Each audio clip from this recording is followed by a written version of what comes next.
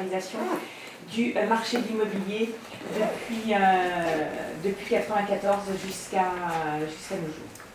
Voilà, donc vous avez 20 minutes. Ok, c'est parti. Donc bonjour à toutes et à tous. Donc, je suis content d'être là parmi vous pour présenter le travail que j'ai effectué avec Bruno Tinel. Donc Bruno Tinel, c'est un maître de conférence à Paris 1 et je suis doctorant à l'Université Paris 13. Donc la présentation d'aujourd'hui s'intitule Rente politique et valeurs d'échange, l'émergence de la réalité des offices entre le 15e et le 17e siècle. Alors, pourquoi je suis là devant vous aujourd'hui? Parce que le travail que nous avons effectué repose à la fois sur une partie de ma thèse et sur un article qu'on essaye de resoumettre dans une revue spécialisée en économie. Donc toutes vos remarques, commentaires et critiques sont les bienvenus pour améliorer à la fois ma thèse et l'article. Donc, pourquoi on a commencé ce travail avec Bruno? Et on est parti de l'idée initiale que l'État n'assurait pas l'intérêt général, comme l'a montré Bourdieu dans un de ses articles, où l'État ne pouvait pas se résumer à la chose publique. En partant de cette idée-là, on ne pouvait pas résumer par conséquent l'État comme la chose publique et l'État comme quelque chose qui s'opposait mécaniquement à la finance, finance comme étant compris le lieu où les intérêts privés étaient assurés. Et on va voir plus en détail par la suite que finalement la finance et l'État s'entremêlent l'un l'autre et se développent mutuellement. Donc, l'idée de départ, c'est de voir comment une valeur d'échange apparaît. Pour éclaircir le propos, on va définir directement la valeur d'échange. Alors, valeur d'échange, c'est l'anticipation d'un profit à la suite de la vente d'une marchandise sur un marché. Donc, lorsqu'on parle de valeur d'échange, ça signifie qu'il y ait constitution d'un marché exempté. Donc, la particularité de ce papier aussi, c'est que ça étudie un marché qui ne se situe pas en fait dans le mode de production capitaliste. Alors que dans la littérature, généralement les marchés sont analysés dans une période où le capitalisme est dominant, où les rapports sociaux sont déterminés en grande partie par le capitalisme, et notamment les rapports de marché. Là, on se situe dans une période de transition entre le mode de production féodale et le mode de production capitaliste. Et de cette manière-là, ça nous permet d'avoir des éléments supplémentaires pour comprendre comment un marché se constitue et s'élabore. Marché qui est constitutif et une condition à l'apparition d'une valeur d'échange. Et pour finir cet enchaînement, il y a donc au tout début, avant la constitution d'un marché, l'apparition d'une rente. Donc finalement, ce que je vais vous présenter aujourd'hui va se jouer en 3 temps. On va d'abord voir comment une rente se constitue, comment cette rente engendre un marché et comment ce marché permet l'apparition d'une valeur d'échange. Donc, si on regarde finalement dans la littérature depuis très longtemps, la rente est un concept central. Si on remonte au classique, au Socrate, la rente est mise sur un pied d'égalité avec le salaire et le profit. Et les 3 concepts sont fondamentaux pour ce qui se détermine l'un l'autre. Si on remonte avec François Quesnay avec son tableau économique, la plus-value et le surproduit se réalisent par le travail agricole et ce surtravail et ce surproduit est capté par la classe des propriétaires fonciers. Tandis que chez Ricardo et chez Marx, la rente apparaît à la suite d'un profit. C'est-à-dire que la rente arrive a posteriori des coûts du profit. Alors il y a chez Ricardo et Marx des points divergents sur la nature de cette rente. Chez Ricardo, il y a l'idée d'une rente foncière absolue.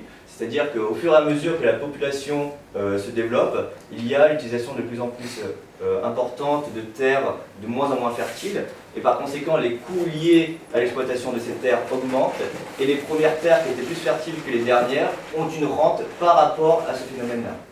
Chez Marx, l'idée c'est qu'une rente apparaît parce qu'il y a un investissement dans le système et le process de production, et Marx a complété finalement le paradoxe chez Ricardo où on n'arrivait pas à déterminer l'origine du profit. Pour ce faire, il a développé le concept de force productive.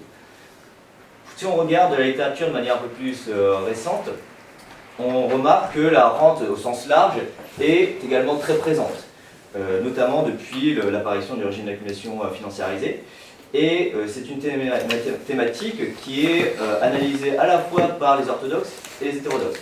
On peut voir par exemple dans la revue de Public Choice un numéro qui est consacré à rent seeking et rent creation, et plus généralement financiarisation avec des ouvrages tels que marxistes comme Cédric Durand, plus post-keynésiens comme Auvray, Marigot et Thomas Dary.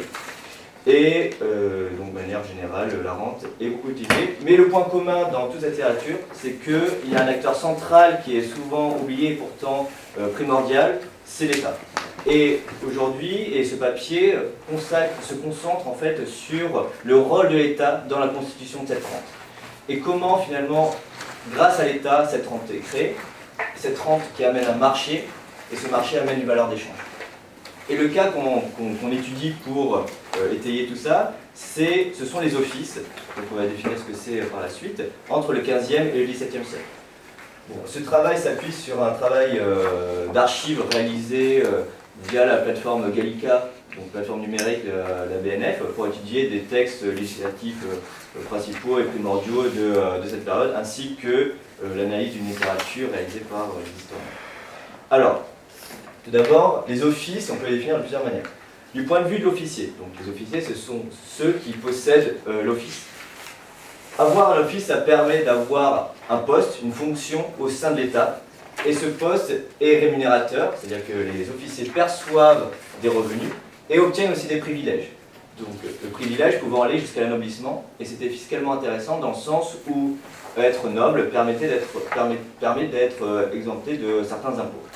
Du point de vue de l'État, les officiers remplissaient différentes fonctions sociales, telles que lever l'impôt, rendre justice, faire la guerre, gérer le domaine royal, les eaux et forêts, etc.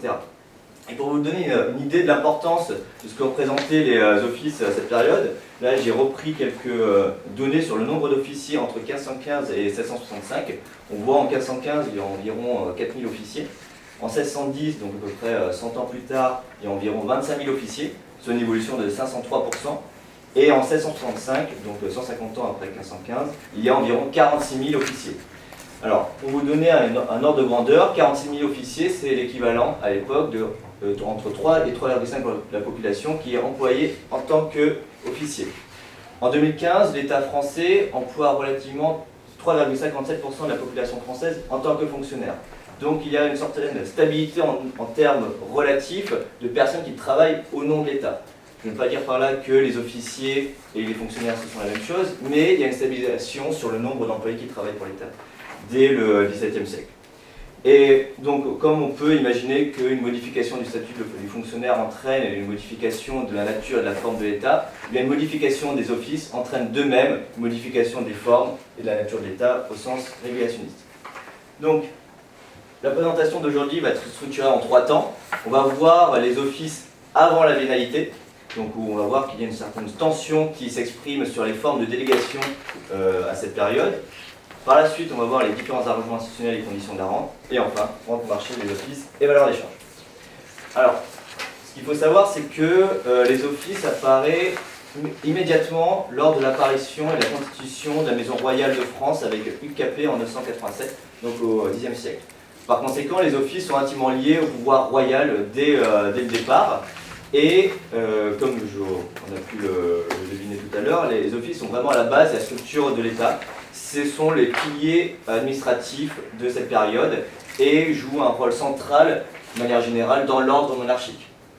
Alors, cet ordre monarchique est traversé par une tension sur les formes de délégation que doivent prendre les offices. Il y a d'une part l'idée que les officiers perçoivent finalement leur pouvoir parce que le roi donne l'office. Donc c'est-à-dire que les officiers peuvent réaliser telle ou telle fonction parce que le roi a donné tel ou tel office. Et donc on a une relation de don contre don. Le roi donne l'office et l'officier, en contrepartie, réalise la fonction que lui a attribuée le roi. L'autre forme de délégation, c'est une souveraineté qui est répartie par le rapport monétaire, par l'idée que les offices sont transmis via la monnaie, via l'argent, et les offices sont hiérarchisés par rapport au prix acheté pour obtenir ces offices. Et finalement, les piliers de tout ça, c'est la propriété et l'hérédité. Donc, au tout début, la forme de délégation qui l'emportait, c'était la première forme, à savoir la relation de don contre don. Et pour vous dresser un tableau plus général, cette relation s'inscrit dans une période de concurrence entre le pouvoir royal et les pouvoirs seigneuriaux. Pourquoi c'est important? Eh bien parce que chaque pôle essaye de s'imposer par rapport à l'autre, notamment sur le régime de fiscalité. Il va y avoir le pouvoir royal qui va essayer d'imposer un impôt primordial à cette époque, qui est la taille, qui est l'impôt le plus important à cette période. Et donc la taille va être créée en 439. Et la taille est considérée comme prioritaire par rapport à l'impôt seigneurial. C'est-à-dire que si le paysan, une fois qu'il a payé la taille et qu'il n'a plus les moyens suffisants pour payer l'impôt seigneurial, alors les seigneurs vont avoir de moins en moins de revenus. Et finalement, on peut comprendre qu'il y a des conflits sociaux qui s'expriment à travers cette concurrence entre le pouvoir royal et le pouvoir seigneurial, avec comme point d'orgue la Constitution en 1465 de la Ligue du bien public, qui s'oppose finalement à ce pouvoir royal. Mais pour que le pouvoir royal continue à s'exprimer, à devenir de plus en plus puissant, il faut que le pouvoir royal réussisse à fidéliser ses agents. Et comment il le fait? Eh bien, en 467, Louis XI accorde la propriété viagère des offices aux officiers. C'est-à-dire qu'auparavant, le roi donnait l'office et il pouvait annuler, reprendre l'office à tout moment. En 467, par la propriété viagère, le roi ne peut plus retirer l'office comme il le souhaite. C'est-à-dire que l'officier ne peut se voir retirer l'office que s'il commet un acte de haute trahison ou de forfaiture. Et pour ça, il faut quand même qu'il y ait une cour qui se réunisse pour juger de cet acte et voir si réellement il y a un acte de forfaiture ou de haute trahison. Donc là, avec l'apparition d'une propriété viagère, il y a un déplacement de la forme de délégation qui initialement reposait sur le don contre don à une forme de délégation qui repose sur la propriété. Et une fois que la propriété se met en place, alors les officiers peuvent transmettre les offices, soit à leurs descendants, soit vendre les offices. Alors, pourquoi à ce moment-là on peut parler de rente avec les offices? Eh bien parce que les officiers perçoivent des revenus qui ne sont pas conditionnés à la productivité liée à l'obtention de cet office. Aussi, on peut parler de rente parce que ça permet d'obtenir une position sociale au sein de cet ordre monarchique et parce qu'encore une fois, ça repose sur la propriété. Alors, quelles sont finalement les conditions économiques et sociales de cette rente? Il faut qu'il y ait une rent creation ou rent seeking, ou alors, autrement dit, une offre qui produit cette rente et une demande à cette rente. Donc, rent creation, c'est côté offre, rent seeking, côté demande. Donc, côté offre, ça signifie que le pouvoir royal fait partie de cette rent creation. Et il faut que le pouvoir royal garde un certain contrôle sur cette rente. Et comment finalement il garde un certain contrôle relatif? Lorsque un officier par exemple transmet l'office à une autre personne, bien c'est via un dispositif qui s'appelle les lettres de provision. C'est-à-dire qu'au moment où l'officier transmet l'office à un autre officier, donc à un tiers ou un membre de sa famille, eh bien, le pouvoir royal a toujours un pouvoir a posteriori de validation ou non. Et donc, de cette manière, un contrôle ex post sur les personnes qui perçoivent les offices. Donc là, on peut dire qu'il y a quand même un certain contrôle et il y a un rent creation qui est toujours là. La rent seeking existe uniquement s'il y a une circulation des offices. Cette circulation des offices est permise par finalement, lorsqu'il y a une transmission par l'évaluation monétaire, on le comprend bien lorsqu'il y a une transmission à un tiers, c'est-à-dire que lorsqu'il y a une vente à un office, mais aussi lorsqu'il y a une transmission à un héritier, puisque, étant donné que les offices maintenant sont valorisables et ont une évaluation monétaire, ils font partie de l'actif patrimonial et par conséquent peuvent être distribués entre les héritiers de cette manière-là. Donc, par le fait qu'il y a la constitution d'une propriété viagère, il y a immédiatement la constitution d'une évaluation monétaire et cela permet une transmission plus aisée. Et par conséquent, on passe d'un système qui est reposé sur le don, comme on l'a dit dans la première forme de délégation. Et là, c'est l'idée de libéralité du roi. Et Alain Guéry parle de roi d'honneur magnifique. C'est-à-dire que le roi, en tant que personne souveraine, donne de son pouvoir à certaines personnes qu'il a choisies, et pour qu'il puisse les fidéliser. On passe de ce système à un système qui est plus objectivé, où finalement le rapport monétaire est le médium dans la relation entre le roi et l'officier. Donc finalement les rapports sociaux sont objectivés de cette manière-là, et l'obtention des offices passe d'un critère extra-économique, à savoir si on fait partie d'une bonne famille. Alors dans ce cas-là, le roi donnait et fidélisait notamment l'aristocratie de cette manière, à un système, donc la deuxième forme de délégation, économique, un critère économique qui repose sur le rapport monétaire, et c'est la raison pour laquelle on peut effectivement considérer qu'il y a la constitution d'une rente avec donc la rent qui provient des officiers du pouvoir royal. Et côté demande, il y a une recherche des offices parce qu'à la fois ça permet d'avoir des revenus, ça permet d'avoir une valorisation du patrimoine familial et une mobilité sociale, puisque lorsqu'on obtient un office, ça permet d'avoir des privilèges jusqu'à l'anoblissement potentiel. Bon, je ne reste plus trop de temps. Sur la troisième partie, c'est sur la constitution de ce marché des offices. Donc on a vu comment une rente s'est constituée. Maintenant, on va voir comment ce marché s'exprime et s'est constitué. Donc, à partir de 1467, comme je vous l'ai dit, c'est la propriété viagère qui apparaît. Jusqu'en 1522, il y a une configuration institutionnelle qui repose sur une classe d'agents qui apparaît, et il se nomme les gentlemen brokers, ou alors encore appelés à cette époque les proxénètes ou courtiers entremetteurs. Pourquoi? Eh bien parce que, étant donné que les offices sont des actifs valorisables au sein d'une famille, ces gentlemen brokers permettaient le rapprochement de plusieurs familles, et ce rapprochement nécessitait des actes professionnels, et c'est la raison pour laquelle il portait ce nom. Ces gentlemen brokers ne le faisaient pas évidemment par pure charité, mais obtenaient des profits à la fois sur le marché primaire et le marché secondaire des officiers. Pourquoi on parle d'un marché primaire? Eh bien lorsque le roi donne des offices à ces agents-là, aux gentlemen brokers, les gentlemen brokers vont ensuite vendre ces offices à des tiers. Donc là, on reste quand même dans une logique de libéralité, où le roi reste un donneur magnifique, mais il le fait pour fidéliser ces gentlemen brokers qui proviennent généralement de l'aristocratie et de la noblesse. Puisqu'il ne faut pas oublier que derrière tout ça, il y avait quand même l'aristocratie, la noblesse, qui était en conflit avec le pouvoir royal, notamment sur le régime fiscal.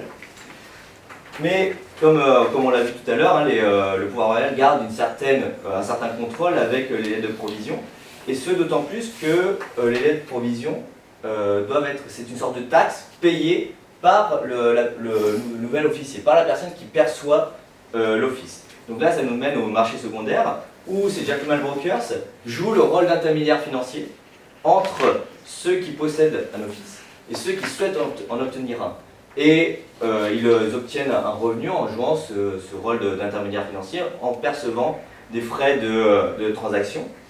Et par le fait qu'ils jouent finalement ce rôle d'intermédiaire financier, assure un plus grand nombre de transactions, et par là même, le pouvoir royal obtient davantage de revenus, puisque les lettres de provision sont une sorte de taxe payée par le nouvel officier. Donc à la fois, le pouvoir royal a toujours un contrôle a posteriori, et fait partie des nouveaux agencements fiscaux, et les lettres de provision permettent d'avoir des revenus supplémentaires.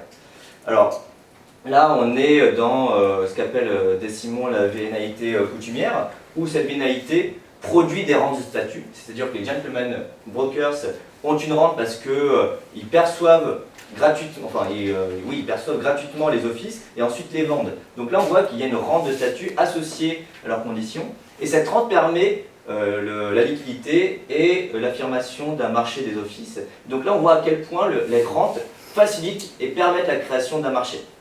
Mais évidemment, le roi satisfait de moins en moins de ses cadres institutionnels, dû aux quantités très importantes de guerre à cette période. Il faut qu'il obtienne davantage de revenus. Et c'est la raison pour laquelle il y a l'apparition d'une organisation qui s'appelle les partis casuels. Alors, cette organisation, c'est le processus de centralisation du marché primaire et d'étatisation du marché primaire. C'est-à-dire que ce ne sont plus les gentlemen brokers qui assurent le marché primaire, mais c'est cette organisation qui dépersonnalisée qui va vendre les offices par adjudication, c'est-à-dire qu'il y a une mise en enchère des offices. Et donc du coup, le pouvoir royal élimine les gentlemen brokers comme agents assurant le marché primaire, et de ce fait, le pouvoir royal obtient davantage de revenus liés au fait que c'est lui désormais qui s'occupe de la vente des offices sur le marché primaire. Mais donc il me reste peu de temps.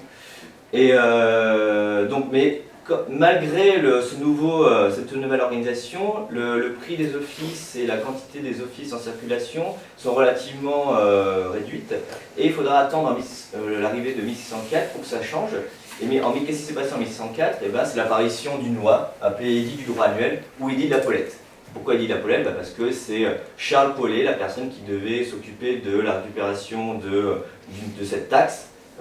Et donc du coup c'est rentré dans le vocabulaire de l'époque. Pour dire pauleté, ça veut dire j'ai payé la Paulette, etc.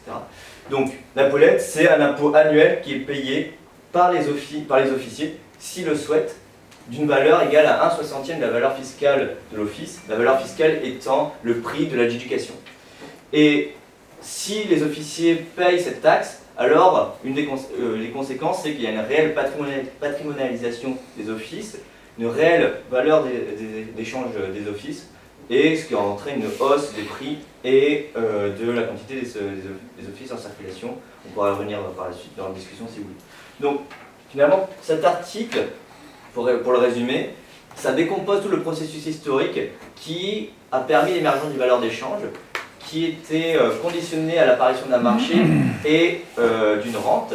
Et cette rente provient en fait d'une tension qui s'exprime dès le XIe siècle sur la forme de délégation. Et lorsqu'on parle de forme de délégation, en fait, on parle de la forme même de l'État et l'État même, et donc le rapport social vis-à-vis des sujets de l'État. Donc, contrairement finalement à la vision classique de Ricardo et Marx, sur laquelle la rente provient du profit, là ce qu'on montre dans le papier, c'est que le profit lié à la valeur d'échange provient de la rente. Peut-être ce phénomène provient du fait qu'on parle de l'État et que Ricardo et Marx très peu ou pas du tout. Donc, et après le travail pour la suite, sera après de voir plus en détail comment ce travail quotidien s'exprime au sein des offices, mais vu que j'ai dépassé le temps, je m'arrête là. Ok, merci. Donc je vous propose d'enchaîner.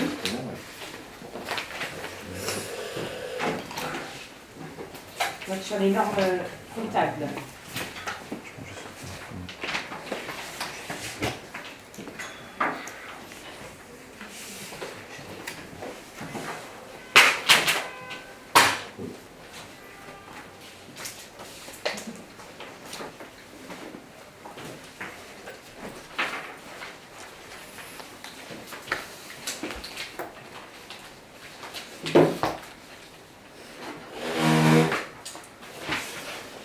Bien, bonjour à tous, merci d'être là.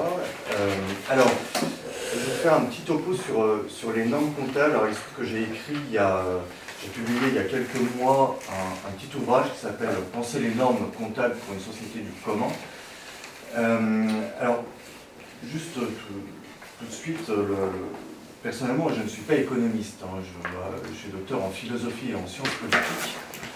Mais en fait, j'ai découvert il y a 2 ans à peu près, en étudiant les travaux notamment de Jacques Richard et d'Alexandre Rambaud, qui devaient être là, que la comptabilité en fait était par essence peut-être un objet politique et pas qu'un objet économique, si tant est que j'estime que l'économie est une composante du politique. Alors, dans mon ouvrage, je fais quelque chose de très descriptif sur l'histoire de la comptabilité, avec une deuxième partie un peu plus normative, et c'est sur ce point que je vais davantage assister à l'occasion de cette séance, puisque la thématique du colloque, c'est aussi inventer une autre économie pour un nouveau futur. Bon. Alors déjà, il faut bien avoir en tête que la comptabilité, ça constitue un véritable miroir de la société, dans son organisation, des rapports de production et de consommation, ainsi que dans l'allocation du capital. Donc elle s'inscrit dans une cosmologie, voire une anthropologie, qui va dépasser la simple opération entrée-sortie. C'est pour ça que, dans son objet, la comptabilité est véritablement, au sens profond du terme, politique, dans la mesure où elle va rendre compte et informer des rapports qu'une société institue. Alors, la comptabilité, ça a toujours été le langage premier de l'économie. Il faut rappeler d'ailleurs que la comptabilité a été la première forme d'écriture et qu'elle est liée aux cosmologies. Dans la comptabilité bouddhiste, par exemple, eh bien, le bilan doit être égal à 0, ce qui représente une forme de plénitude. Alors, on retiendra la définition de Richard et Colette pour la comptabilité, qui disent « On définit la comptabilité comme un ensemble de systèmes d'informations subjectifs ayant pour objet la mesure de la valeur, des moyens et des résultats d'une entité. » On définit la comptabilité comme un ensemble de systèmes d'informations subjectifs ayant pour objet la mesure de la valeur des moyens et des résultats d'une entité. Alors cette entité, elle peut être multiple. Ça peut être un État, une entreprise, une association, etc. Ce qui importe, c'est que c'est un système d'information subjectif, non pas objectif, comme on peut le croire parfois, au service de sujets particuliers. Alors, il y a Jacques Richard, notamment, qui a bien rendu compte de la dimension politique, voire idéologique des comptabilités, en montrant notamment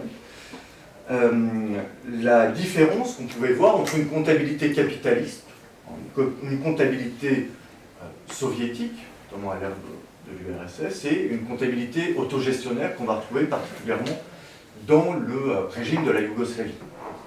Alors, dans le système capitaliste, où le pouvoir dominant dans l'entreprise appartient en règle générale aux propriétaires privés, apporteurs de capitaux propres, le résultat comptable va devoir mesurer le résultat de ces propriétaires privés.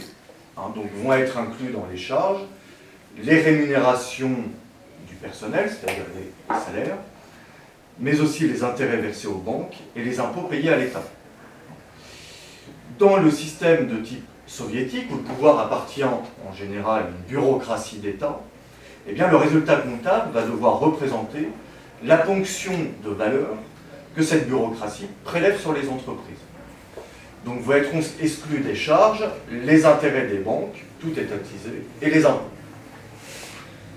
Et dans les systèmes autogestionnaires, où le pouvoir appartient en principe au personnel, le résultat comptable doit mesurer l'ensemble des rémunérations qui reviennent au personnel de l'entreprise. Donc ici, les rémunérations ne sont pas des charges, mais des bénéfices. Alors, néanmoins, il y a un point commun à toutes ces comptabilités, que la modernité a connu jusqu'à nos jours, c'est qu'elles cherchent toutes à conserver un capital et un seul, le capital financier. C'est-à-dire un produit créé par l'homme dont il recherche l'accroissement exponentiel. Donc le mode de gestion peut bien changer avec une répartition qui diffère selon l'importance donnée au sujet, donc l'investisseur privé, en gros, pour le capitalisme, l'État pour le régime soviétique et le salarié pour l'économie autogestionnaire, mais la logique veut que seul le capital financier soit maintenu. Donc c'est pour ça que Jacques Richard peut affirmer que, quelle que soit leur nature, capitaliste, soviétique ou même autogestionnaire, les comptabilités peuvent être réunies sous une même appellation qu'il propose d'appeler comptabilité crématistique, en référence à Aristote, où la crématistique est la recherche de la maximisation des biens industriels. Alors ce type de comptabilité va entraîner deux conséquences majeures dont les effets sont de plus en plus visibles depuis la fin du XXe siècle. Alors premièrement, les atteintes à la nature, plus précisément aux biens qu'elle produit et fournit gratuitement, qui ne sont jamais décomptés en charge, d'où une dilapidation fantastique du capital naturel. Et deuxièmement, les atteintes à la santé des hommes et plus généralement à leurs conditions de vie, qui ne sont pas prises en compte non plus en considération au niveau des charges des entreprises. Alors, le modèle comptable actuellement va demeurer essentiellement orienté à destination et au profit des investisseurs, donc aux risques financiers qu'ils emploient. Donc l'impact sur l'environnement et ses conséquences sociales, pris en tant que telles, ne sont pas pris en compte. Ce principe est largement dû à l'origine à ce que nous appelons les externalités. Alors il y a un économiste, Carl William Kapp, déjà, K-A-2-P, qui démontrait que les entrepreneurs ont une vision tronquée de la réalité des coûts de production, dans la mesure où ils externalisent les coûts sociaux et environnementaux. Donc les marchés sont censés être un mécanisme qui permet d'évaluer tout ce qui est vendu et acheté lors d'une transaction, mais ils apprécient mal la valeur des biens et des services impliqués dans ces transactions, dans la mesure où elles ont des implications pour les gens au-delà de l'acheteur et du vendeur. Donc en économie, on va décrire ce phénomène comme des externalités. Alors c'est particulièrement vrai quand les transactions ont de larges effets écologiques et sociaux. Avec, par exemple, le prix d'un litre de carburant, selon les lois du marché, eh bien, ne va pas inclure le coût social et environnemental de la pollution qu'il va engendrer. Donc en conséquence, le marché se trompe sur le prix de l'essence par un facteur d'à peu près de 1 à 10.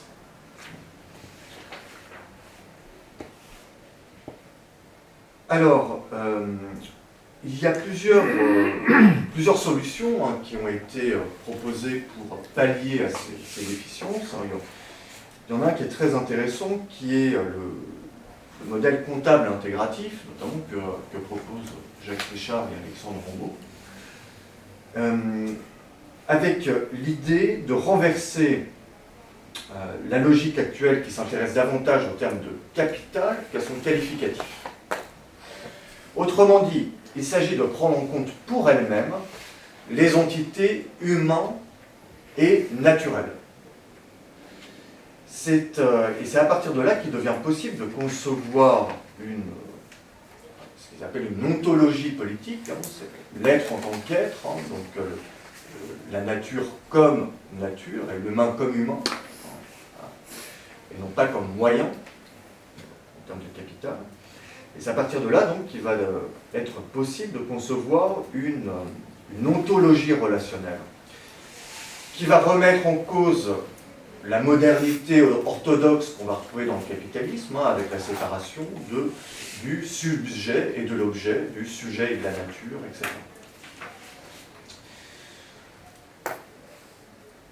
Donc, Alexandre Rambaud, il prend l'exemple de la forêt, par exemple. Il dit, voilà, si nous prenons l'exemple d'un arbre, celui-ci peut apparaître comme un nœud dans un enchevêtrement de relations dynamiques aux connexions diverses. Parmi ces relations se trouvent des relations visuelles qui caractérisent l'aspect de l'arbre, des relations physiques et biologiques qui renvoient notamment à la taille, l'âge, etc. Des relations de cohabitation aussi, dans lesquelles s'inscrivent des écureuils, des oiseaux, des plantes, etc. Mais aussi des relations économiques, bien sûr, puisque l'arbre est un élément du système productif. Et donc avec l'ontologie relationnelle, chaque entité va ouvrir la porte à une multitude de relations et à d'autres entités, et finalement à une multitude de questionnements, de préoccupations, de mise en doute, d'incertitudes, etc. Et donc il n'est plus question de clore tout débat sur les choses composant notre monde, mais bien de les rendre discutables. Donc derrière chaque chose va se poser une problématique éminemment politique, qui va être liée à la définition de ces choses-mêmes. Dans un monde commun. Alors, va se poser ici la question de rendre compte de la valeur d'existence de ces entités naturelles, humaines, etc. Et évidemment, c'est un grand problème d'ordre même épistémologique. C'est comment nous pouvons évaluer et donc retranscrire dans une comptabilité ces entités. Alors il y a une dimension politique puisqu'il y a la dimension de la représentation.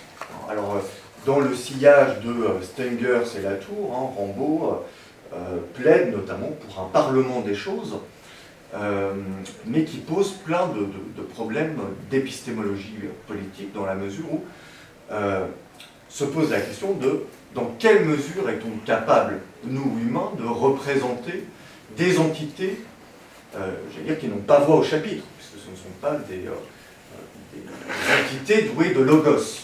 Donc comment les représenter? Ensuite, comment les évaluer? Puisqu'il y a une dimension a priori dans la comptabilité qui est d'ordre monétaire. Donc, comment évaluer une entité telle que la nature ou les individus? Alors, un des points sur lequel ils insistent pour la comptabilité intégrative, c'est précisément d'éviter l'écueil de dire quelle chose vaut tant. Puisque là, on serait dans un processus complètement de réification, de chosification des entités. Notamment pour un être humain, c'est pas concevable. Donc ce qui va être important dans la comptabilité, ça va être ce qu'on appelle le coût de maintien. Comment valoriser le coût de maintien d'une entité, y compris naturelle et humaine, pour qu'elle puisse continuer à vivre décemment, et continuer à persévérer dans son être. Alors, dans cette question politique de la comptabilité, va se poser aussi la question plus largement de la démocratie. Puisque pour évaluer ces coûts de maintien, il faut pouvoir en discuter. Donc il faut aussi qu'il y ait tout un tas de personnes qui puissent prendre part à un collège d'évaluation. Alors, là, il y a un auteur qui est assez connu pour en économie et sur la question du marché, notamment la question de la transition dont on parlait dans une première session, qui est Karl Polanyi. C'est bon, avec son ouvrage La Grande Transformation. Alors, il est moins connu pour un des articles qu'il a écrit aussi sur la comptabilité socialiste.